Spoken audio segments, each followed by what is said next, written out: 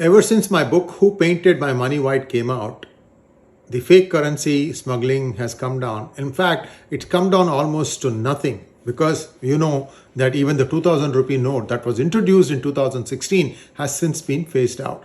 The only new note is the new 500 rupee note, and who knows when that will get phased out. Clearly, the government has a plan in mind and it is working towards that. So what happened? In the last few years, what has been happening is in Kerala's airports, international airports, a lot of gold smuggling is taking place. This is happening in connivance with the customs officials. So what is now seen is that the new way of bringing illegitimate stuff, illegal stuff is gold. So how do people get away with gold? They are getting gold in dust form. They put it in your, where you put your belt.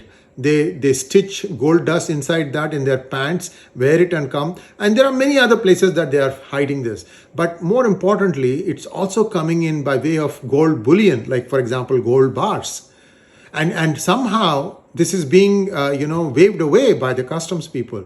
Is there a way the Indian government can track it? Well, yes, the answer is there is technology that is available. And with the help of the source, where 90% of this gold comes from Dubai, with the help of the Dubai government, it can easily be tracked.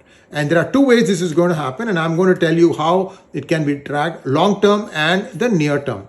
And let's go with the long term. There are two organizations that kind of oversee the gold production in the World Gold Council and London Bullion Market Association. Both have announced that they are going to start putting all the gold bullion bars on a blockchain. So the long-term thing will be that these bullion bars, from the time they are produced in a mine to the time they go into a vault, because most of the bullion goes into vaults, like government vaults or in private company vaults, where they want to have a certain amount of gold as actual stock for assets and so on and so forth. But also much of the smuggled gold is also in bullion form. So what can be easily tracked is if these gold bars are on blockchain, that can be easily tracked from the place that it leaves for India, for example, Dubai. And then when it arrives in India, then India can pick up the same blockchain and then start seeing where all this gold bullion travels. Because if it is going to, be made as jewelry, then at some point the gold will be melted. It will be easy for them to say which point, up until which point it went before it was melted. All this is a long-term project because at this point of time, gold bullion is not on a blockchain. And once it comes on the blockchain, then the Indian government can become an official member and start getting on that network, and they will be able to easily track how illegal gold and legal gold is coming into India. So this is one way to tackle smuggling of gold.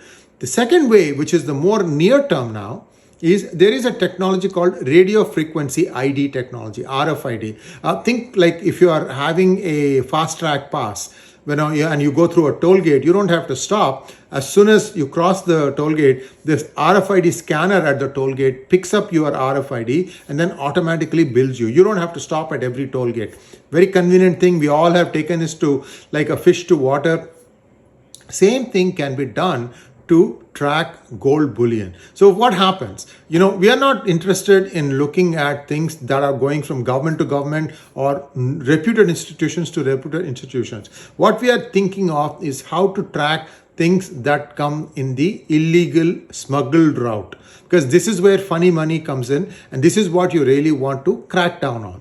But even before cracking, you need to be able to track it, because oftentimes the gold bar that comes in gets melted and then that gets monetized, and that starts funding terror organizations and terror operations. So being able to know where the last point of touch was, it will give you a huge leg up in trying to track all this. And it's a must-have. So what can be done? So there is technology today that can allow you to RFID tag even a bullion. And by the way, you can say, oh, what if there are 10 gold bullion bars stacked side by side in a box? How will it track?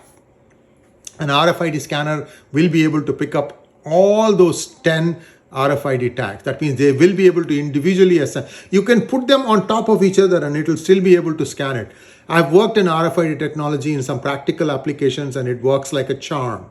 So once you have that, then these RFID scanners could be installed in airports and in also main places, especially in jewelry shops. Because somewhere along the line, this is going to surface in a reputed or not so reputed jewelry shop from where it will be melted, because it will go to their goldsmith and it melted. So at least you will know the last point, last touch point, if you will.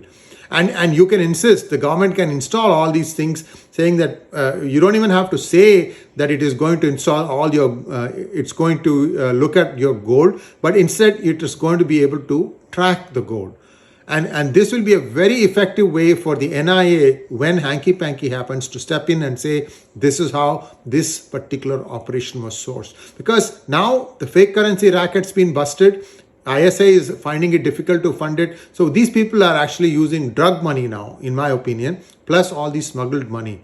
They're not going to stop. At the same time, the more crimps you put in their style, the more you suffocate them, the less this kind of crime is going to be. I hope somebody in the PMO listens to this, understands what I'm trying to talk about, and tries to internalize it. There's a lot of stuff on the web that you can go and connect dots one to one, and then you will be able to come up with a very comprehensive solution.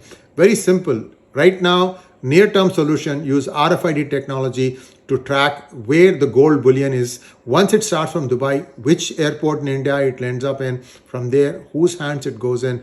Very, very easy. All you need to do is to do this thing in Kerala. That's all you need to do. You don't need to worry about other states. Because once it crosses Kerala, then you know who, by the time it would have had 6 or 7 touch points. You will know exactly what's going on. Thanks for watching. Please like, share and subscribe to our channel. Don't forget to click on the bell button for notifications. Namaskar.